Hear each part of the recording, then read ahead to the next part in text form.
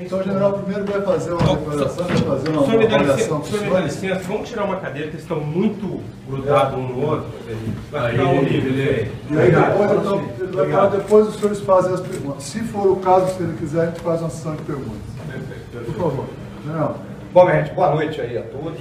Eu cheguei em Porto Alegre hoje às 18 horas, no momento que o avião tocou ao solo, sobre o acontecimento lá em Juiz de Fora com o deputado federal Jair Bolsonaro, nosso candidato a presidente. Primeira coisa, em qualquer situação dessa natureza, a gente procura esclarecer o que está acontecendo, né, da forma como ocorreu. Então, a gente sabe que foi uma manifestação que ele estava participando, como ele tem feito em todos os lugares onde ele vai, é recebido por um grande número de pessoas, e alguém infiltrado naquela multidão foi lá e o feriu com uma certa gravidade. Né? Era uma arma branca, uma arma de porte grande, né? E que atingiu a região aí do intestino, né? E obrigou a que ele fosse submetido a uma primeira cirurgia. Atualmente ele está estável, está com a pressão equilibrada, e aí está sendo decidido, né, se ele vai ser transferido para o Rio de Janeiro ou para algum hospital lá de São Paulo, provavelmente aí o Albert Einstein. Então, essa é a situação dele. A segunda coisa, né, que tem que ficar muito claro, é que esse é um momento, né, que a gente tem que agir com calma. Temos que baixar as tensões. Eu já vi algumas declarações do tipo que o Bolsonaro, ele enfiou a barriga na faca do cara, por declarações que ele faz nos locais que ele visita, né, que são as figuras de retórica que ele usa. Eu já há algum tempo atrás tinha me referido que essa questão dos ódios e paixões que estão sendo colocados, principalmente nessa eleição, eles não vão de acordo com as nossas tradições.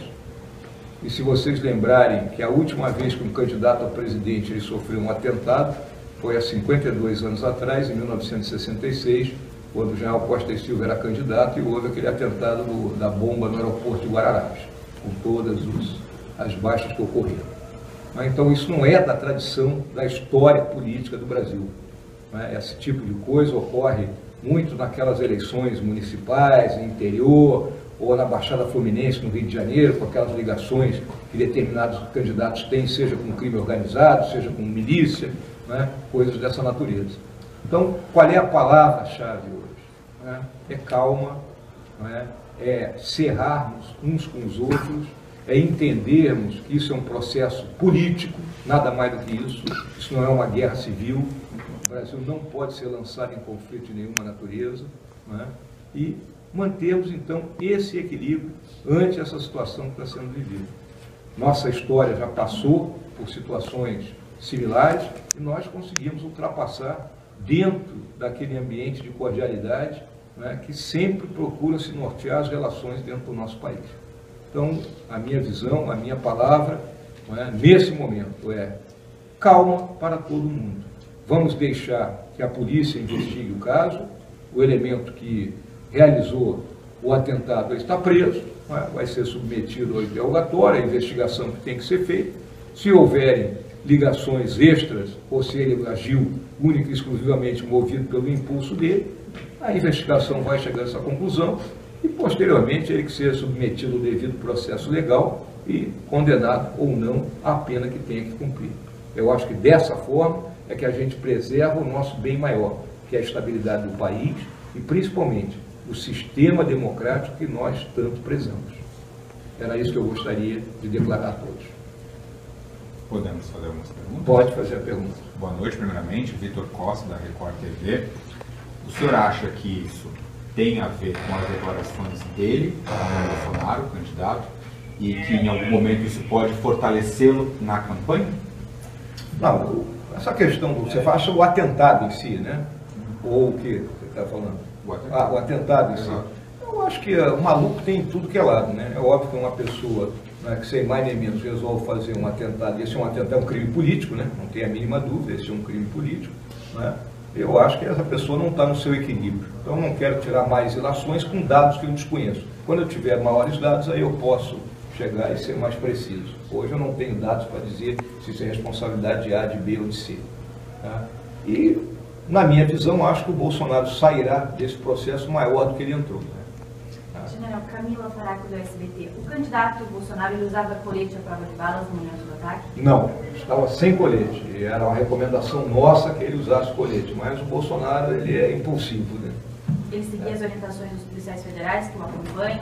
Tem policiais federais, tem a equipe dele que é de segurança que já acompanha há algum tempo, o próprio general Heleno está o tempo todo com ele, sempre recomenda isso aí, e sempre houve a preocupação nessa questão de multidão com a arma branca, que é o que a gente sabe que é o que ocorre nesse momento. General Matheus da RBS TV, o senhor comentou aí a questão do ódio, né, de ser contra isso, né, mas muitos discursos o Bolsonaro acaba se elevando um pouco, né? De que forma vocês pensam em mudar um pouco a dinâmica do que é feito hoje para evitar que casos como esse aconteçam tanto na campanha ou depois, caso também sejam eleitos? Os ódios, né, são colocados aí pelas mais diversas pessoas, inclusive pessoas esclarecidas. O Bolsonaro usa as figuras de retórica dele, e a forma como ele sempre se expressou. Ele é o Bolsonaro. Não adianta que você vai ter o Bolsonaro paz e amor, né? Ele não vai ser a forma, porque ele vai estar se violentando. E a figura de retórica.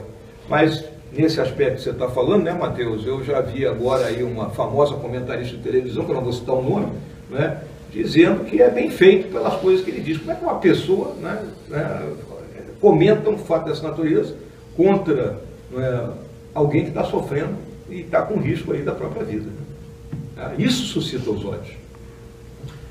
General, Alexandre Elmer, para a Folha de São Paulo, qual é o risco de vida que o candidato corre nesse momento, pelas informações que o senhor tem? Qualquer ferimento no abdômen, né, principalmente quando perfura o intestino, pode resultar numa infecção. Esse é o risco. Esse é o risco? Esse é o risco. É uma informação médica? É informação médica. O senhor assume a campanha durante esse período que ele está internado? Provavelmente sim, né? Mas ainda temos que agora nos reorganizar. Né? Vamos lembrar o seguinte, a nossa campanha é feita no lombo da aviação comercial. Eu me retiro daqui de Porto Alegre amanhã num voo da Gol, né? Eu não tenho jatinho, não tenho nada, se tivesse eu ia embora agora, né? Mas não tenho essa disponibilidade. Então eu tenho que chegar lá ao Rio de Janeiro, nesse meio tempo terá somado a decisão de para onde ele será transportado, me reunir com todas as pessoas que estão trabalhando na campanha e ver qual é a nova, né, roupagem que nós vamos dar, porque na minha visão ele vai levar uns 15 a 20 dias aí, que é praticamente o prazo para a eleição para se recuperar. Né? General, o candidato Bolsonaro, com a experiência militar, e o senhor também, obviamente, né, natural, chegou a aconselhá-lo de usar o colete? Sim, ele usou o colete em outras oportunidades. Né? Ele estava com colete em outras oportunidades. Creio que naquela manifestação lá na Ceilândia, que foi ontem, né? Foi ontem a Ceilândia, né? Ele estava de colete. Mas não teve um preparo, talvez, foi pego de... Foi pego de surpresa, né? Normalmente quando acontecem essas coisas, aí depois agora começa a pipocar nas redes sociais que já havia, né, um certo movimento por alguns grupos mais radicais, né, dizendo que iam lá para jogar pedra, para dar tiro, coisas dessa natureza. Né? Tá chegando aqui, é óbvio que tudo isso tem que ser avaliado, que você sabe que você monta qualquer mensagem dessa natureza. Né? General, Anderson do Jornal Zero Hora. O senhor falou muito em calma. A chapa vai adotar uma postura para garantir essa calma daqui para frente na campanha eleitoral?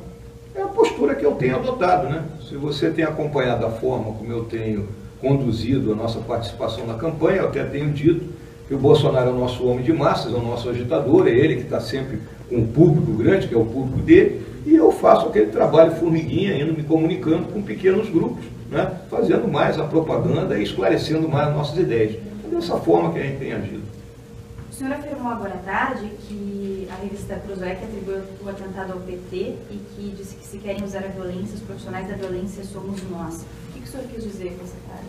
Quando você ataca o Estado, né? Porque quando você faz um atentado de natureza política, você está atacando o Estado. Né? O Bolsonaro ali, ele encara, né, um candidato, então ele está sob a proteção do Estado brasileiro nesse momento, ele não era mais um mero parlamentar. Né? Visto aí o caso daquela moça que foi assassinada lá no Rio de Janeiro, que até hoje é uma comoção lá no Rio de Janeiro que não foi elucidado, né? A Marielle. Não é? Então é uma situação mais ou menos similar, vamos colocar assim. É um atentado ao Estado, é um crime político. Não é? Então a gente, quando ataca o Estado ele tem a primazia da violência, porque senão a sociedade se desorganiza. Mas o senhor acredita que foi um partido político ou teria sido uma pessoa... Não tenho dados para dizer. A gente sabe que o camarada em algum momento pertenceu a um partido político. Não sei se pertence, não sei se foi instigado, então é aquela história que eu falei aqui, né? O cara pode ter algum desequilíbrio mental, né? Chegou à conclusão que hoje vai ser o meu dia. Vamos lembrar, o assassino do Lincoln, o John Wilkes Booth, foi movido pela sua própria livre-arbítrio, vamos colocar. Gente, acho que deu, né? General, mais alguma coisa? Tem mais alguma dúvida aí? Bem rapidinho, general. Vamos lá, tranquilo. Jogo rápido. Nessa configuração, o senhor caracteriza, então, o que sofreu Marielle Franco com o mesmo atentado que o Bolsonaro? É a mesma coisa, né? O senhor acredita? Não é a mesma coisa. A Marielle diz... Qual é a tese em relação à morte da Marielle? Que ela foi assassinada pela ação que ela tinha em determinadas comunidades do Rio de Janeiro e aí feriu os interesses da milícia, sei lá quem que estava lá, né?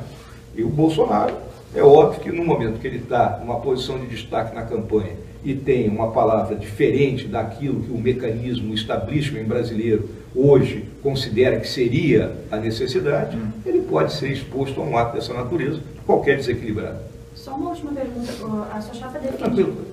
defende o porte de arma, mas se o agressor estivesse armado com um revólver, uma pistola, enfim, provavelmente o candidato não teria sobrevivido. O que falar para as pessoas que dizem que ele foi salvo pelo Estatuto? Não, ele não foi salvo pelo Estatuto. O cara também podia estar de revólver. Isso aí, essa tua pergunta é inócua, minha filha. Essa não... Sem resposta essa. Sem resposta. Porque ele podia estar, assim como ele está com uma faca, ele podia estar com um revólver. Ninguém ia impedir isso aí. E talvez até o ferimento do revólver fosse melhor do que o da faca. Até porque numa distância curta o ferimento de revólver cauteriza.